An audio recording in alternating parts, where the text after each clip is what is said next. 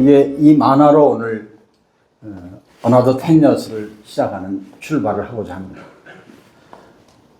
우리 인생 한 번 사는 거지 이렇게 질문하는 데 대한 답이 아니야.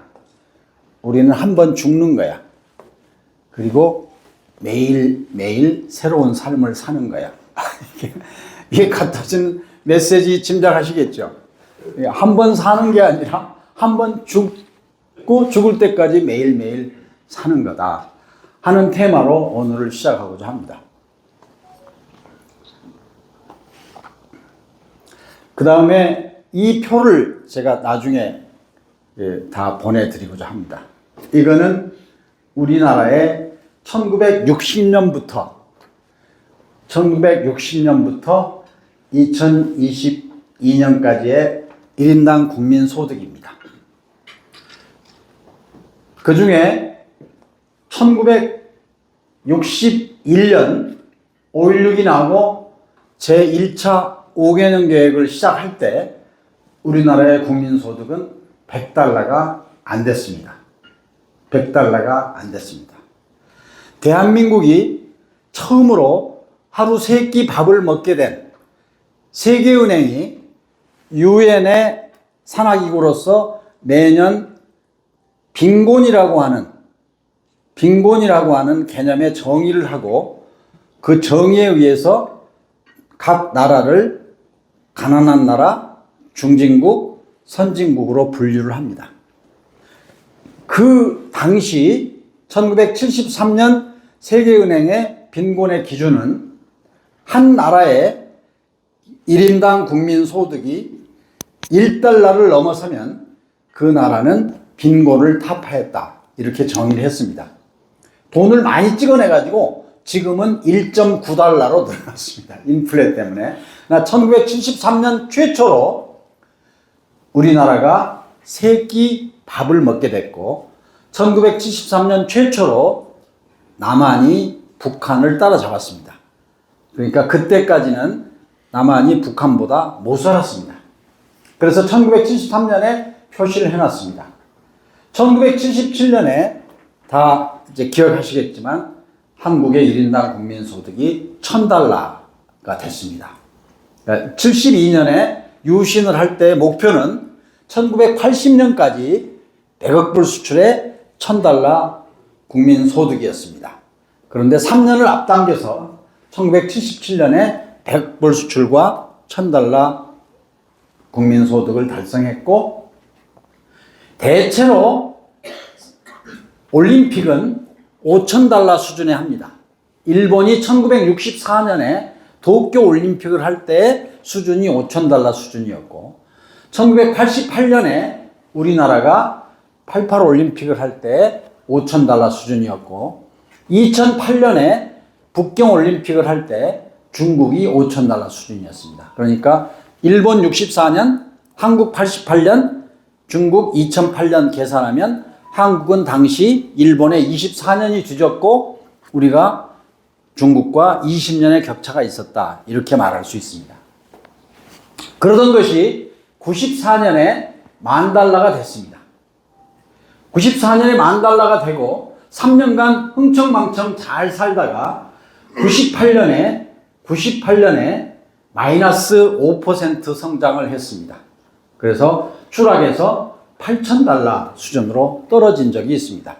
대한민국이 경제개발 시작하고 나서 뒷걸음친 건 딱 2번인데 기억하시다시피 1979년에 11.6이 나고 1980년에 소위 한국이 혼란을 겪었을 때 마침 그 해에 흉자까지 겹쳐서 1980년에 마이너스 1.6% 성장을 한번 했고 그리고 외환위기 때 98년에 마이너스 5% 성장을 한번 한 걸 제외하고는 한국은 뒷걸음질 친 적이 없습니다.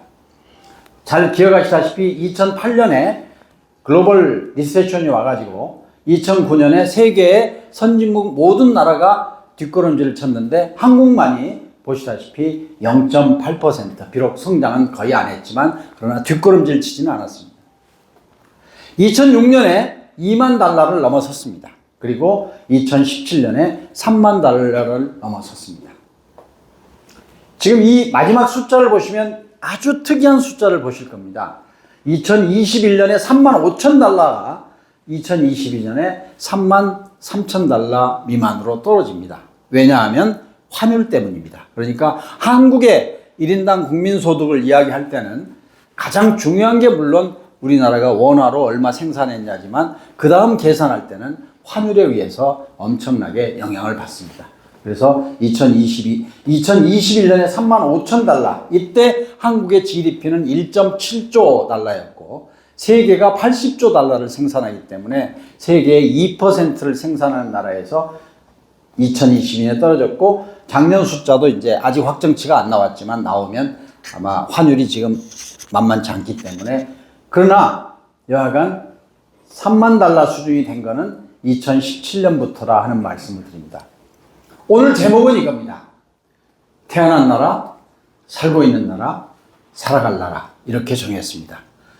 여러분이 각자가 자기가 태어난 해를 보시면 그 나라의 대한민국의 1인당 국민소득이 어떤 형편이었냐 해서 제가 잘 안 보이실 거니까 저를 중심으로 말씀드리도록 하겠습니다. 저를 예를 들어서 말씀드리도록 하겠습니다. 제가 1952년에 태어날 때 한국은 뭐 여기는 안 써 있지만 보나마나 100달러가 안 되는 나라였습니다. 100달러가 안 되는, 아마 가장 가난한 나라 그러면 누가 시비 붙이니까 가장 가난한 나라의 하나였습니다. 1961년에 한국이 여기 보시면은 지금 85달러일 때 필리핀은 우리나라의 2배였습니다. 그래서 우리나라의 당시 목표가 필리핀이었습니다. 지금 현재 미국 대사관 건물 필리핀 건설회사가 지었고 장충체육관 필리핀 건설회사가 지었습니다. 그런 나라에서 태어났습니다. 우리 딸이 1978년생입니다. 그 해에 1464달러라고 써 있는 거는 1000달러가 넘으면 1000달러에서 5000달러까지를 월드뱅크는 중진국이라고 이렇게 분류를 하고 있습니다. 그러니까 우리 딸은 중진국에 태어났습니다. 우리 손자는 2007년생입니다. 2007년에는 한국이 24,000달러였습니다. 그러니까 제가 우리 딸과 우리 손자와 같이 호흡을 하고 지금 살고 있지만 태어난 나라는 다 다릅니다. 저는 세계에서 가장 못 사는 후진국에서 태어났고 우리 딸은 밥은 먹게 된 중진국에서 태어났고 우리 손자는 세계가 주목하는 선진국에서 태어났습니다. 지금 현재 살고 있는 이 나라는, 우리가 살고 있는 나라는, 태어난 나라는 다 우리가 다르지만 살고 있는 나라는 세계가 주목하는 3만 달러 수준의 나라가 됐습니다. 그래서 이 테마를 가지고 오늘 어나더 10 years를 생각해 보고자 합니다. 여기까지 안다스텐 모른다스텐. 이제 시작하겠습니다. 혹시 오해하실까 봐서 국민소득의 개념에 대해서 확실하게 다시 한번 말씀드리고자 합니다. 지금 현재 1인당 국민소득의 3만 5천 달러 수준은 일본과 크게 차이가 나지가 않습니다.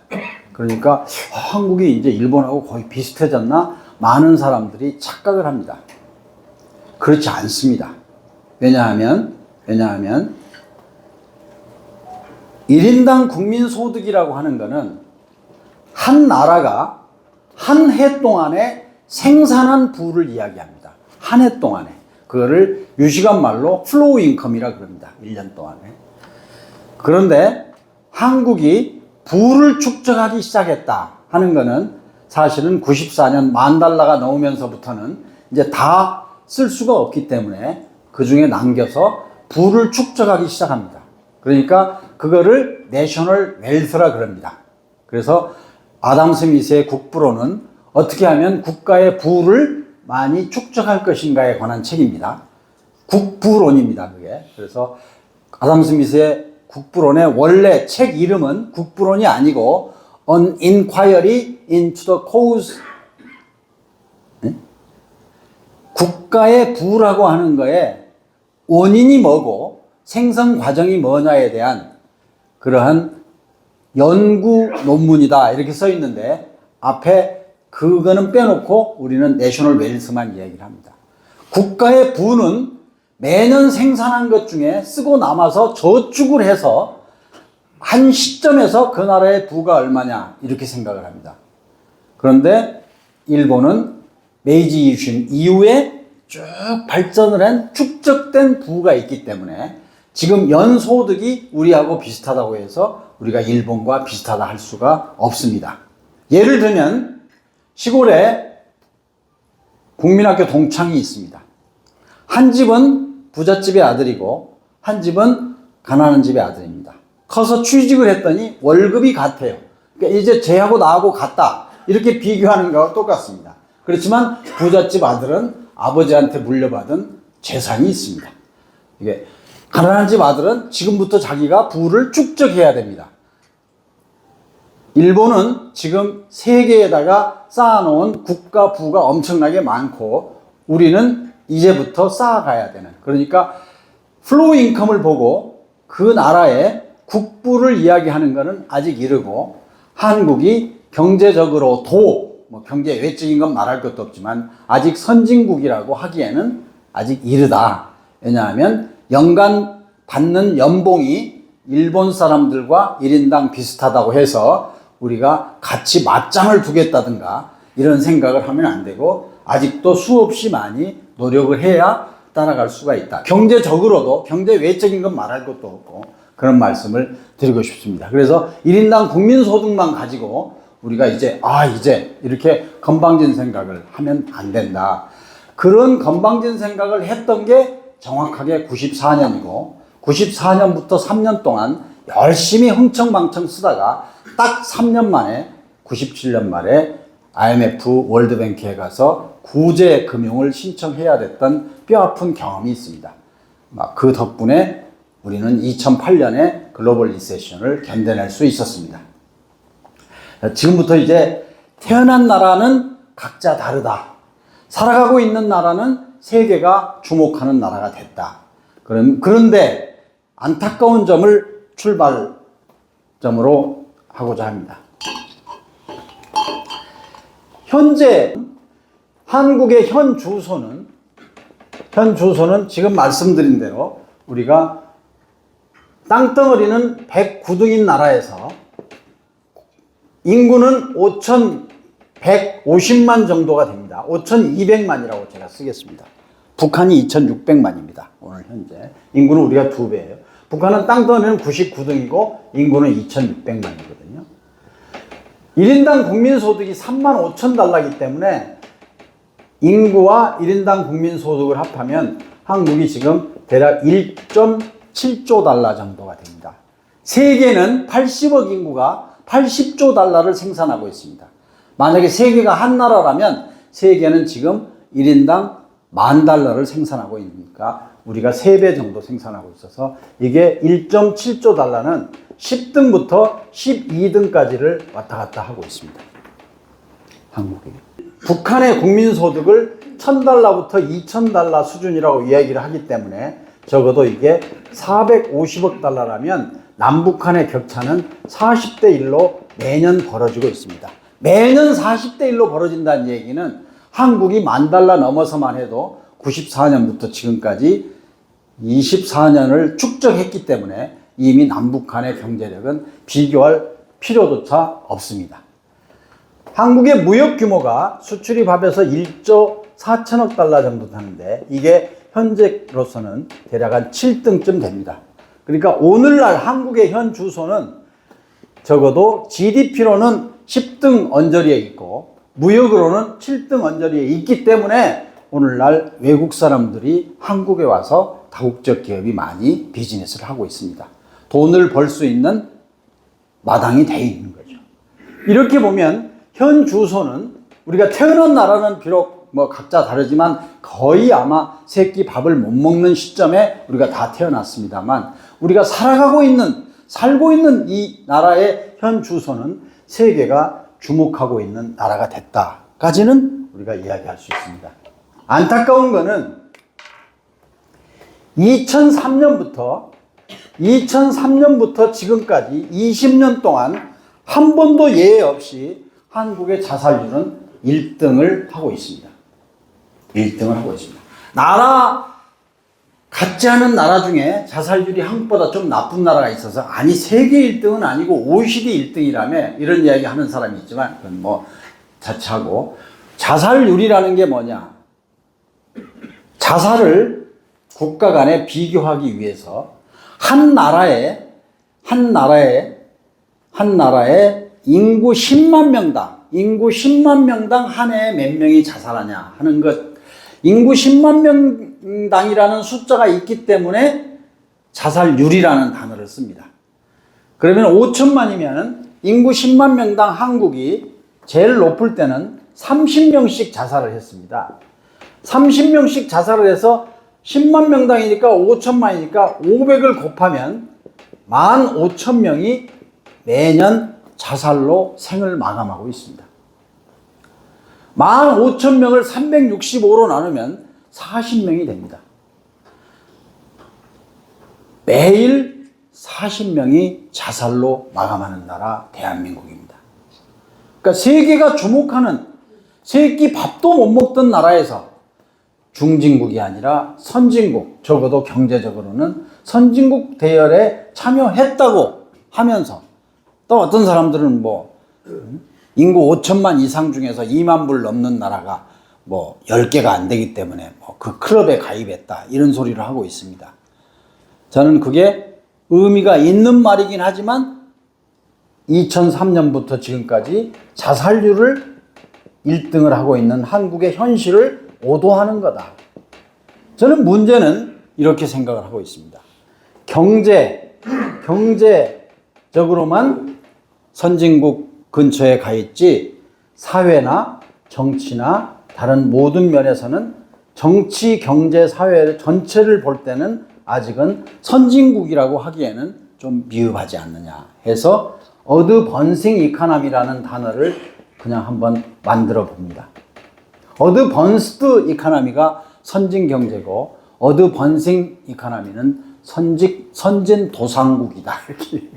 한국은 경제적으로는 선진국 근처에 갔지만 정치, 경제, 사회 모든 면에서 뭐 우리가 학교 때 배운 문화까지를 모든 면에서 보면 어드번싱 컨트리가 맞는 거 아니냐. 그래서 우리는 선진 도상국에 살고 있다. 이렇게 정의를 해봅니다. 여기까지 understand, 모른다. 따라오고 계시죠? 네. 그래서 아까 제가 걸어온 길은 제가 충분히 말씀드렸습니다. 맨 처음에 표로 61년에 85달러에서 출발해서 73년에 408달러가 됐고, 그래서 하루에 1달러가 됐고, 그 다음에 77년에 1000달러가 됐고, 94년에 10,000달러가 됐고, 2006년에 20,000달러가 됐고, 2017년에 30,000달러가 됐다는 걸어온 길은 말씀드렸습니다만, 자살률이 이렇게 나쁜 거가 아쉽지만 마이너스 요인이다 하는 말씀을 드렸습니다. 뭐가 이렇게 만들었을까?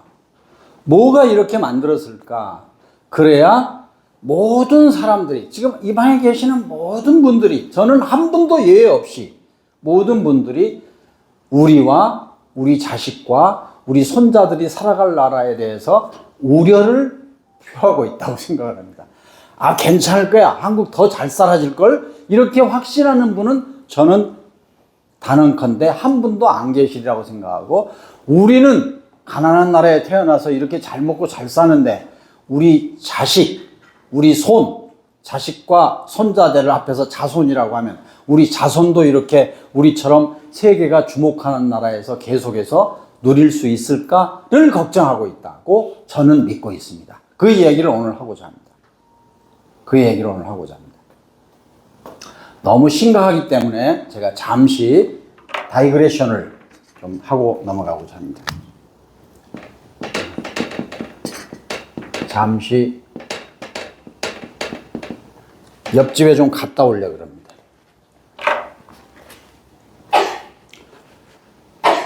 인연이라고 하는 단어를 제가 오늘 이 시점에서 생각을 하고 넘어가고자 합니다.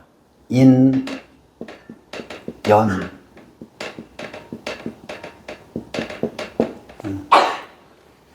불교에서는 인연이라고 하는 단어를 두 단어로 해석을 하고 있습니다.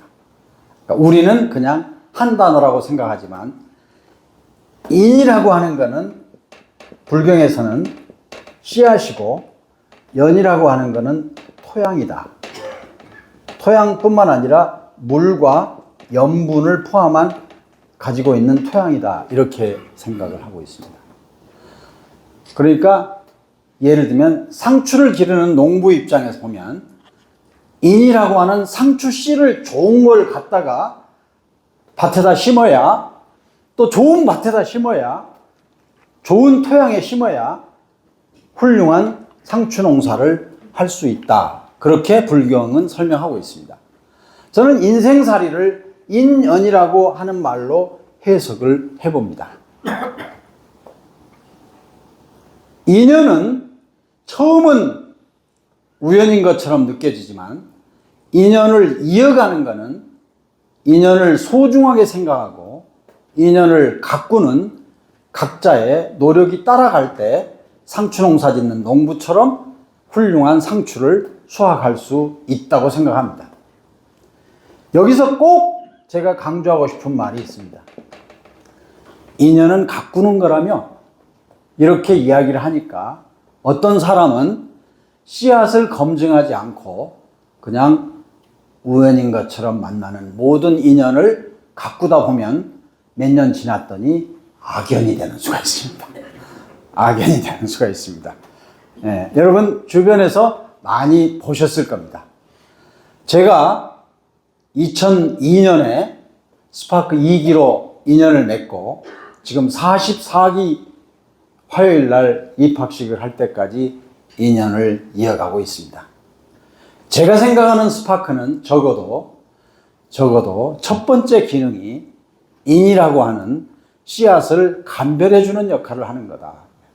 적어도 스파크에 와서 만난 사람들 간에 5년 지났더니 10년 지났더니 악연이 되는 일이 없도록 이렇게 스파크에 와서 만난 인연을 소중하게 갖고도 리스크가 거의 없다. 없다고 말하는, 인생에서 절대는 없으니까 없다고 말할 수는 없지만 가급적 그렇다는 말씀을 드리고 싶고, 특히 제가 2013년에 6년 주임 교수를 하고 리더스 포럼을 만들 때는 아시다시피 이게 공개된 모임이 아니고 1200명 스파크 수료생 가운데 제가 처음엔 딱 100명을 고수하다가 100여 명이라고 이렇게 여자를 하나 넣었습니다.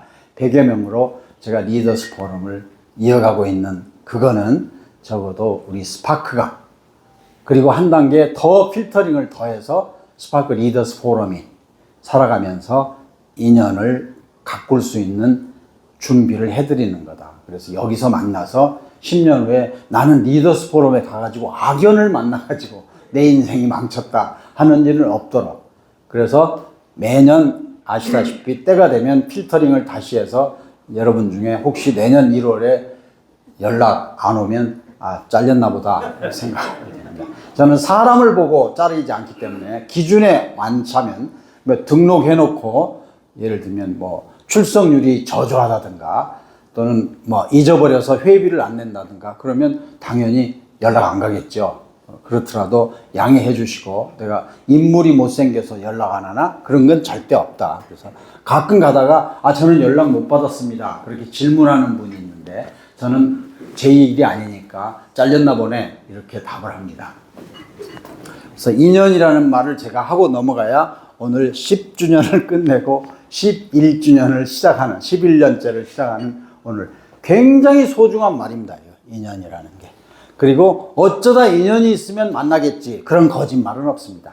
인연은 자기 자신의 정성이 들어가야 가꾸어지는 거지 그냥 기다리고 있으면 안 됩니다. 언제 한번 밥이나 먹지 하는 말은 절대로 인연이 될 수가 없습니다. 수첩을 꺼내서 날짜와 시간을 정해야 이게 인연이 이어지는 거지. 제가 수없이 많은 선배들에게 그런 얘기를 들었습니다. 오 박사 이제 밥이나 먹지. 그리고 연락을 3번 그런 이야기하고 안 하죠. 그러면 저는 제 인연 리스트에서 씨앗을 지웁니다. 이 사람은 상종을 할 사람이 아니다. 여러분도 그런 경험 안 하셨어요? 하셨죠? 네. 그런 사람 제법 있습니다. 자, 여기까지가 이제 제가 오늘 말씀드리고자 하는 내용이었습니다. 자, 다시 돌아가겠습니다. 자살률부터 시작합니다. 잠시 옆방에 갔다 왔습니다.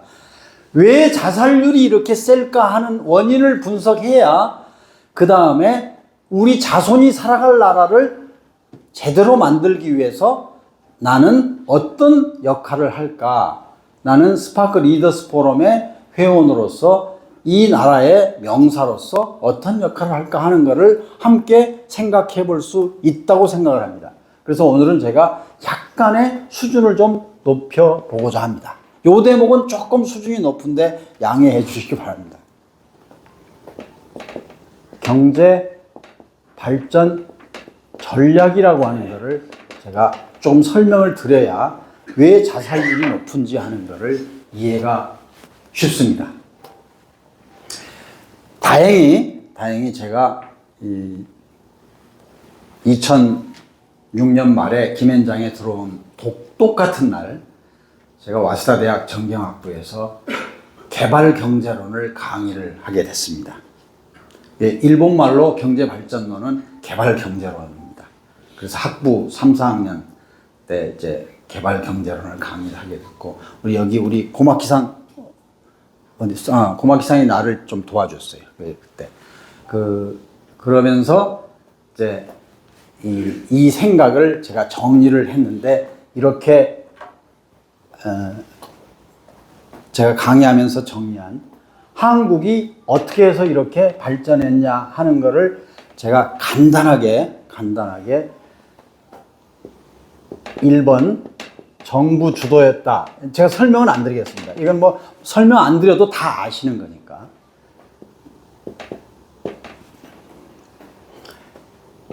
외자를 활용했다. 아까 지금 설명 드릴 필요가 없겠죠. 이게 돈이 없으니까 외국 돈 빌려다가 했다. 3번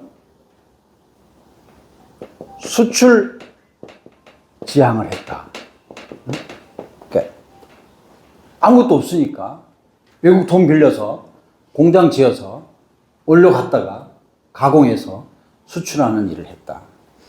제가 이제 이걸 네 번째 쓰는 이유가 이 네 번째가 제일 중요하기 때문에 그렇습니다. 네 번째가 불균형 성장 전략을 했다. 이게 조금 어려울 것 같아서 제가 미리 양해를 구한 겁니다.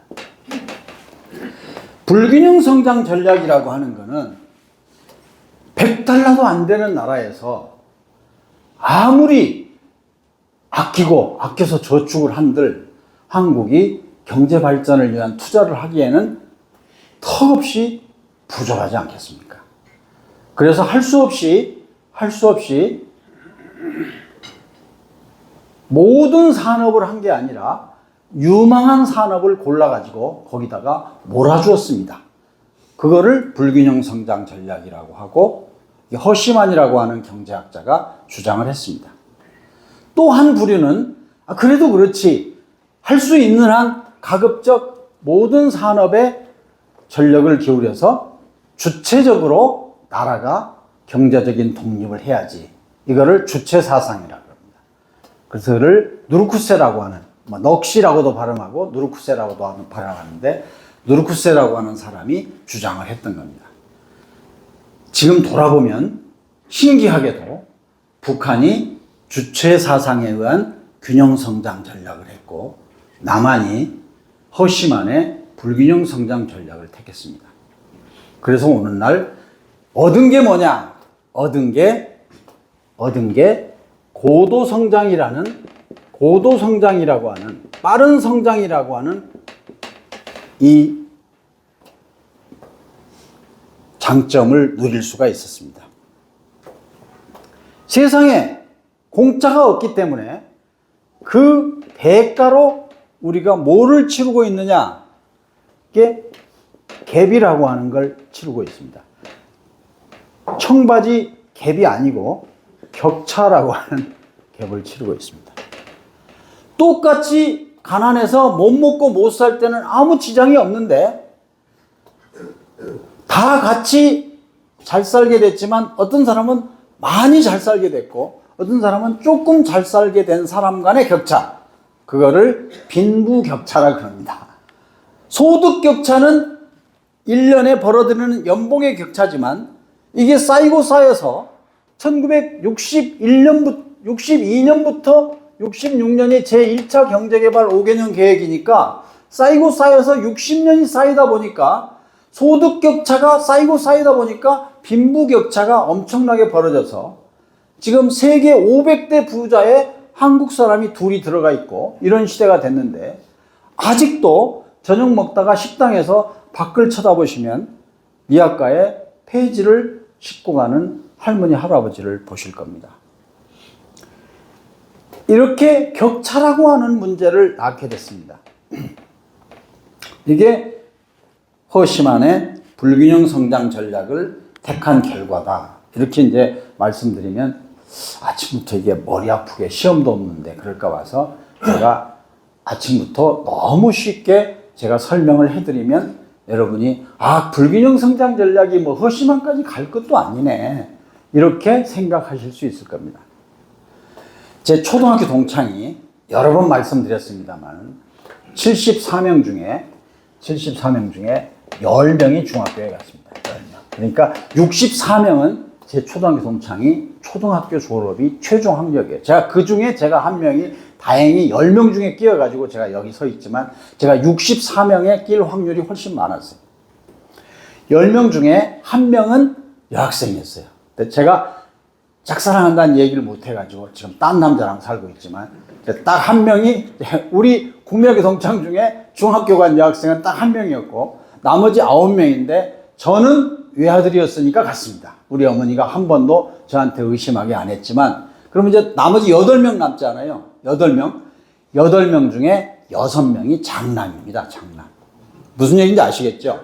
그러니까 제 친구들은 그 집안에 장남을 유망주로 선택해가지고 중학교를 보내고 차남은 아버지 따라서 농사 지어야 되고 딸은 방직 공장에 가가지고 돈 벌어서 오라버니 뒷바라지하는. 이게 따지고 보면 우리가 다 불균형 성장 전략 다 실천한 거예요. 옛날에 시골에서.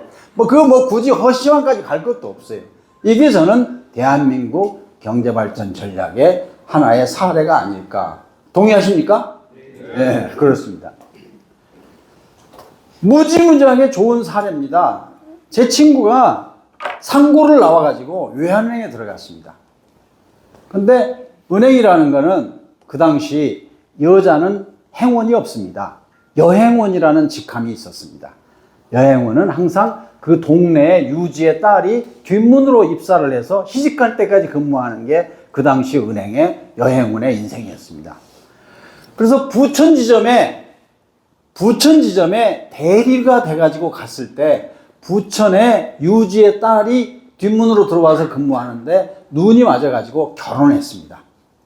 골프도 그렇고 눈이 맞으면 다 잠시 멈춰가지고 골프볼도 눈 맞으면 멈춰요. 안 가고. 그때까지는 제 친구 아버지가 우리 동네에서 가장 성공 사례였습니다. 영농 자금이 필요가 없어요. 모짜리 할 때가 돼도 농협에서 돈을 안 빌려가요. 왜냐하면 아들이 보내오니까. 근데 결혼하고 나서 손자가 생긴 거예요. 그러니까 아들은 아버지에게 도덕적 채무를 갖고 있지만 며느리는 자기가 만난 남편은 외환은행 대리를 만난 거지 초, 중, 고등학교 다닐 때 시아버지, 시어머니, 시동생한테 빚을 졌다는 사실을 전혀 이해를 할 수가 없는 거죠. 그러니까 그 며느리 입장에서 보면은 아들의 유치원비하고 시아버지의 영농자금하고를 비교할 수가 없는 거죠. 그래서 그때부터 영농자금이 안 오기 시작합니다. 그러니까 이제 아들은 그때까지는 우리 집의 유망주로서 자랑스러운 아들이었는데 그때는 탁 끊어서 아들은 저 위로 가고 나머지 동생들은 다 밑으로 간 사회. 이거를 저는 한국의 경제는 발전하면서 사회 문제를 낳게 된 계기가 됐다. 여기까지 안다스탠 모른다스탠. 네, 이제 불균형 성장 전략에 대해서 제가 더 이상 설명드릴 필요가 없으리라고 생각합니다.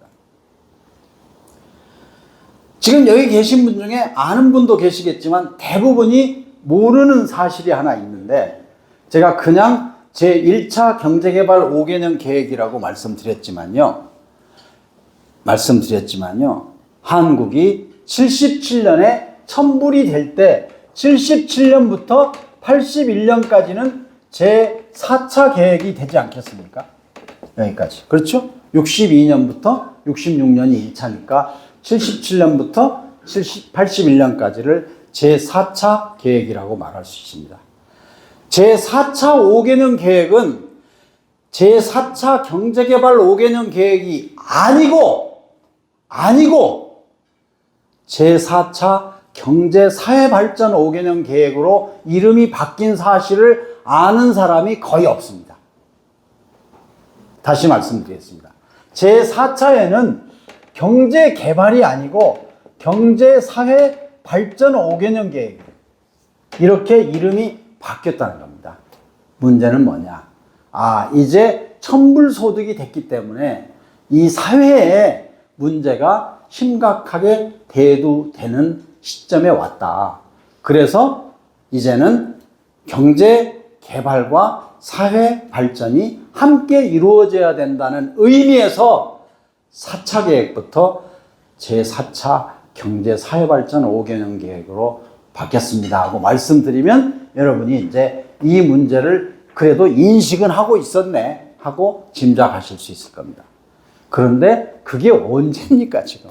77년부터 언제적 이야기인데 아직도 격차가 줄어들기는커녕 벌어지고 있습니다. 정리하겠습니다. So what? 그래서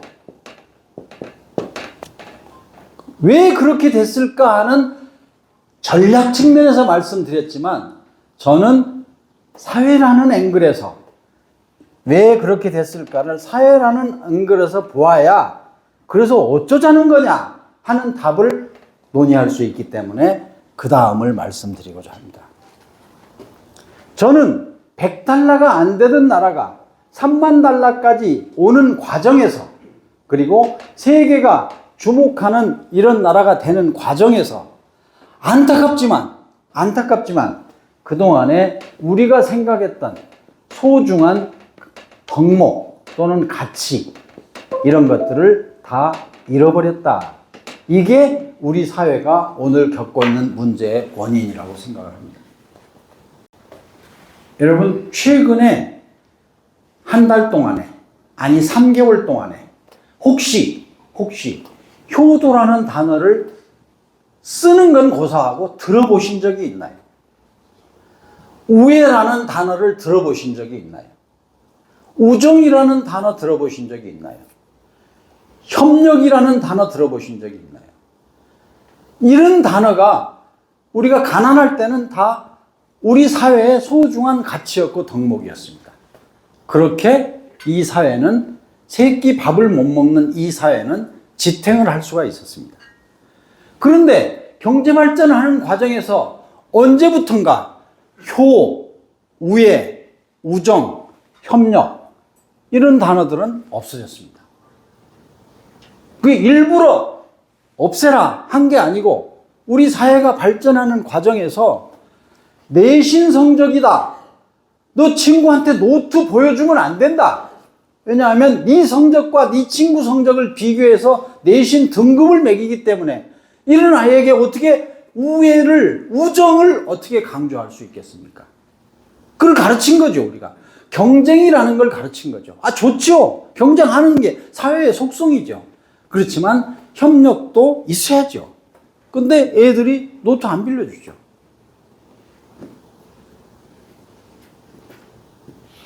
이렇게 돼버렸어요. 이렇게 되다 보니까 소위 말하는 한국의 경제는 조금 나아졌는지 모르지만 사회적인 수준은 완전히 떨어진 거죠. 저는 이거를 모든 단어를 다 합해서 저는 지금까지 말씀드린 모든 단어를 합해서 저는 배려라고 하는 단어로 묶고자 합니다. 배려는 짝배자에 염려할 여자, 상대방을 염려하는 마음가짐입니다. 아까 제 친구가 만약에 자기 아들의 등록금도 유치원 등록금도 중요하지만 이제까지 보내오던 우리 아버지의 영농자금을 안 보냈을 때 심정, 우리 부모의 심정, 그리고 내 동생들이 느끼는 심정은 어땠을까 하는 거를 한 번쯤 생각해 보면 그래도 아주, 그래서 새삼스럽게 내 친구 아버지가 농협에 나타난 거예요. 그래서 나 영농자금 빌리러 왔다. 뭔 아들이 이제까지 보내주어가지고 필요 없다더니, 근데 창피하잖아요. 이제 안 보내준다 이럴 수도 없고. 이게 저는 이 사회가 잃어버린 덕목을 한마디로 모아서 배려라고 생각을 하고 있습니다. 이 나라가 앞으로 우리 자손이 살아갈 나라가 지금 우리가 누릴 만큼이라도 세계가 주목하는 나라로 누리기 위해서는 우리는 뭐를 해야 될까? 뭐를 해야 될까? 저는 각자가 자기 위치에서 자기 전문 분야에서 최선을 다하는 건 뭐 당연한 거고 다 하고 계시니까 리더스 포럼에 초대받으신 거고, 그 다음으로는 나보다 더 힘든 사람에 대해서 배려하는 마음을 가질 때 비로소 이 사회가 선진도상국에서 도상을 뺀 선진국이 되지 않을까. 그래야 우리 자손이 살아갈 나라도 우리가 부끄럽지 않은 사회를 만들지 않을까, 이런 생각입니다. 마무리 전에 논어 공부를 좀 하고 갈까 합니다. 오늘의 마무리는 제가 논어 공부로 정했습니다. 공자의 가르침은, 공자는 BC 550년경에 태어났고 맹자는 BC 380년대에 태어났기 때문에 맹자는 공자의 제자가 아닙니다. 많은 사람들이 공맹사상에 너무 젖어서 마치 맹자가 공자한테 배운 사람이라고 생각하지만 맹자는 공자를 만날 일이 없죠.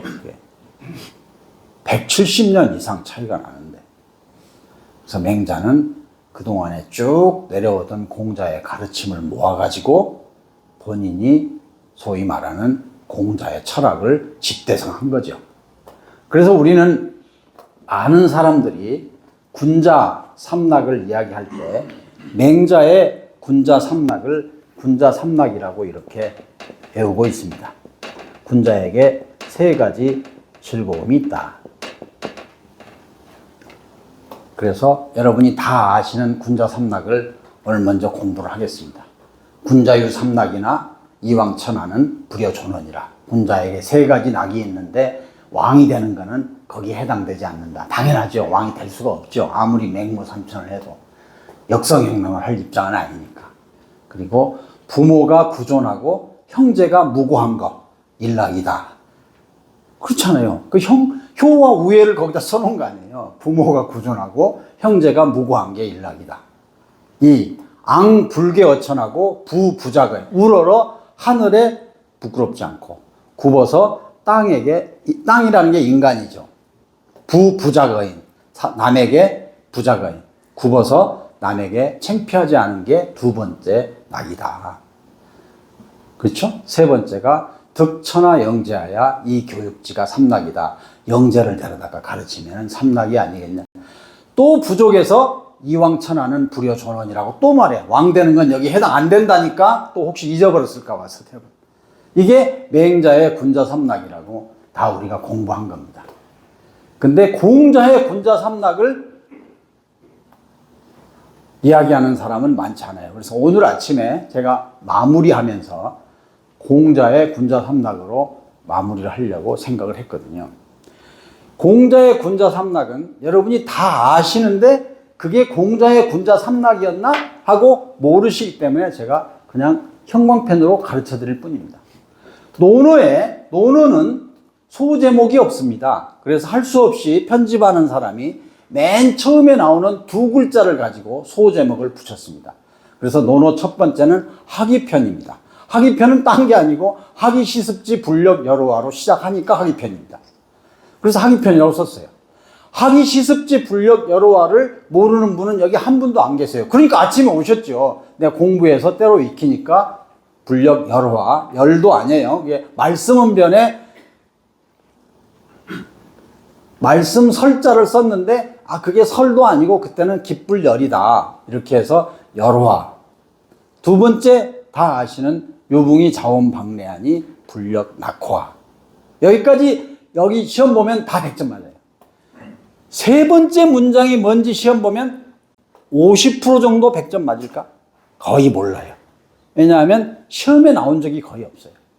근데 저는 태어난 나라, 살고 있는 나라, 살아갈 나라에 우리가 지금부터 지켜야 될 덕목이 공자의 군자 삼락의 세 번째라고 오늘 제가 여기서 부르짖고 싶어서 오늘 이걸 가져온 거예요.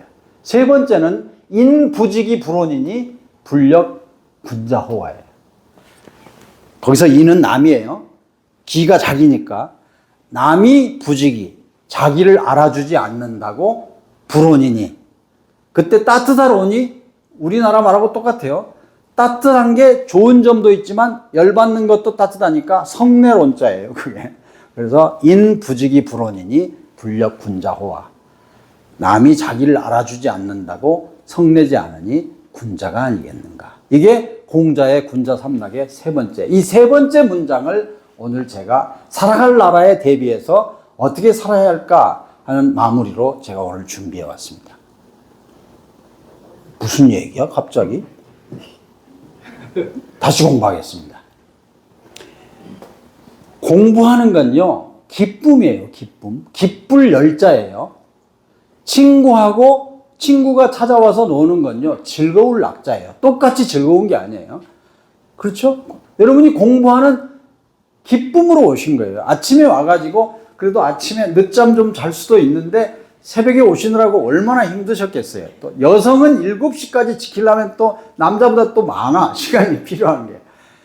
그런데 학습의 기쁨을 위해서 오신 거고, 친구들하고 노는 건 즐거울 낙자고, 세 번째는 군자에 대한 얘기거든요. 그래서 제가 그걸 공자의 군자 삼락이라고. 인부지기 불온이니 불력 군자호화는 이런 거예요. 죄송한데 어떤 사람은 골프장에 가서 고객님, 그럼 야 임마, 난 고객이 아니고 교수야 임마. 난 회장이 아니야 임마. 난 사장이야. 난 전무야. 이런 사람이 자기를 안 알아준다고 썩네. 캐디한테. 그러고는 야 7번 아이언 가져라 그래요. 두 개를 합하면 어디에 들어가는 거예요? 배려에 들어가는 거예요. 아, 캐디는 인격 없습니까? 자기는 골프장은 회원 아니면 고객밖에 없어요. 캐디한테는. 자기가 그러면 자기가 교수면 회장이면 사장이면 캐디피 더 줍니까? 캐디피는 정해진 대로 그런 사람일수록 팁도 안 줘요. 그리고 자기 안 알아준다고 성질만 내. 응? 설렁탕집에 가가지고도 교수라고 불러줘야지 직성이 풀리는 사람. 공자의 군자 삼락을 시험 본 적이 없는 거예요. 세 번째 문장이에요. 논어의 세 번째 문장이에요. 남이 자기를 알아주지 않는다고 성내지 않으니 군자가 아니겠는가. 이게 배려예요. 야, 깍두기 하나 가져라. 이러면서 자기는 교수 대우 안 해준다고, 사장님이라고 안 불러준다고 화내는 사회. 이 선진 되겠습니까? 그럼 자기는 설렁탕 값 2배 냅니까? 계산할 땐 똑같이 하잖아요. 설렁탕 집에서는 고객일 뿐이에요. 자기가 학교에서 가르칠 때 교수고, 자기 회사의 사장실에 들어갈 때 사장인 거지. 왜 설렁탕 집에 가가지고도 자기는 대접받고 싶다. 아, 좋아요. 그럼 자기가 대접받고 싶다면 설렁탕 집의 종업원에게도 대접을 해주면 되는 거다. 저는 그 배려, 지금 제가 오늘 말씀드리고자 하는 요점은 배려예요, 배려. 배려라는 게 별거 있어요? 내가 대접받고 싶은 대로 남을 대접하는 거죠. 저는 이렇게 하지 않으면 우리가 태어난 나라에서 살고 있는 나라까지 여기까지 오는 데는 우리가 다 일조를 했지 않습니까? 그러나 우리가 배려하는 마음으로 지금부터 살아가지 않는다면 우리가 살아갈 나라는, 또는 우리뿐만이 아니라 우리 자식과 우리 손자가 살아갈 나라는 이게 어떻게 될까 걱정이 된다 해서 여기까지 말씀드린 거예요. 마지막에 표를 하나 만들고 끝내도록 하겠습니다. 아, 몇 떨어져. 제가 이 표를 하나 만들어서 아까 말씀드린 거를 표를 만들어 드려야 이해를 하실 것 같아서 여기까지 끝냈지만 뒤에는 디저트예요. 자, 여기가 1952년입니다. 1952년에 태어나서 제가 지금 여기 살고 있습니다. 여기가 1978년입니다. 1978년에 태어나서 제 딸도 여기까지 살고 있습니다. 여기가 2007년입니다. 2007년에 태어나서 제 손자가 여기까지 살고 있어요. 우연이지만 이 세 사람이 이 시대는 2007년부터는 3대가 같이 살고 있는 거예요. 그래서 살고 있는 나라는 저나 우리 딸이나 우리 손자가 같은 나라에 살고 있어요. 그건 틀림없어요. 근데 보시면 저는 지지리도 못 사는 나라에 태어났고 우리 딸은 중진국에 태어났어요. 순서대로 죽는다면 언제일지 모르지만 요 정도에 제가 죽겠죠. 순서대로 죽는다면 제 딸은 요 정도에 죽겠죠. 순서대로 죽는다면 제 손자는 요 정도에 죽겠죠. 그러니까 제가 죽고 나서 제 딸과 제 손자가 살아갈 나라, 이게 살아갈 나라예요. 제 딸까지 죽고 나서 제 손자가 살아갈 나라, 여기가 살아갈 나라예요. 제가 말씀드리는 이유는, 기간은 지금 우리가 살고 있는 이게 아니라 나와 딸과 손자가 살아갈 이 나라를 나와 내 딸이 죽고 나서 내 손자가 살아갈 때도 지금처럼 세계가 주목하는 나라로 만들어서 물려주기 위해서는 우리는 어떤 삶을 살아야 될까 하는 것을 오늘 아침에 생각해 보고자고 이렇게 길게 말씀드린 거예요. 여기까지 안다스템 모른다스템. 네, 이게 아까 정리를 했지만 혹시 잘 머리가 안 들어가, 요거를 어떻게 우리 손자한테, 우리 딸과 우리 손자에게 어떻게 세계가 주목하는 나라로 물려줄까? 그러기 위해서 나는 어떤 역할을 해야 될까? 하는 관점에서 제가 태어난 나라, 살고 있는 나라, 살아갈 나라, 이렇게 정리를 해본 겁니다. 마치겠습니다. 고맙습니다.